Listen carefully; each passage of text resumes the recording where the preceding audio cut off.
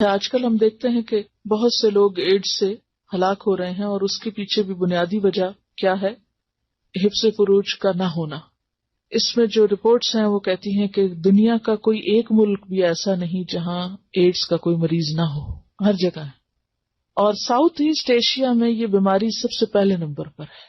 South asset Asia میں پاکستان میں AIDS کا پہلا کیس 1986 میں تشخیص ہوا۔ 1996 میں یعنی 10 سال بعد 1000 ایڈز وائرس کے مریض سامنے آئے جن کی رپورٹ ہوئی، اور جن کی رپورٹ نہیں ہوئی ان کی تعداد 50 سے 80 ہزار۔ اور سندھ میں 1996 میں ایڈز کے سامنے آنے والے کیسز کی تعداد 318 تھی، لیکن نہ سامنے آنے والے کیسز کی تعداد کہیں زیادہ تھی، اور دن بدن یہ مرض جو ہے بڑھتا جا رہا ہے۔ اور اس کے جو اسباب ہیں، اگرچہ وہ بعض اوقات بلڈ ٹرانسفیوژن اور اس طرح کی اس میں بھی مرض منتقل ہو جاتا ہے، لیکن بنیادی سبب جو ہے وہ جنسی بے راہ روی ہے۔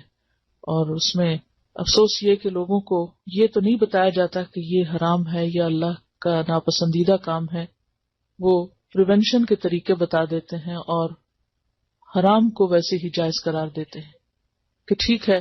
اور چھوٹے چھوٹے بچوں کو بھی یہی سکھایا جاتا ہے کہ وہ جو چاہیں کریں، بس اپنے آپ کو پروٹیکٹ کریں، یعنی سیف سیکس جس کو بولتے ہیں۔ اسلام سیف سیکس کا قائل نہیں ہے، بلکہ وہ کس چیز کا ہے؟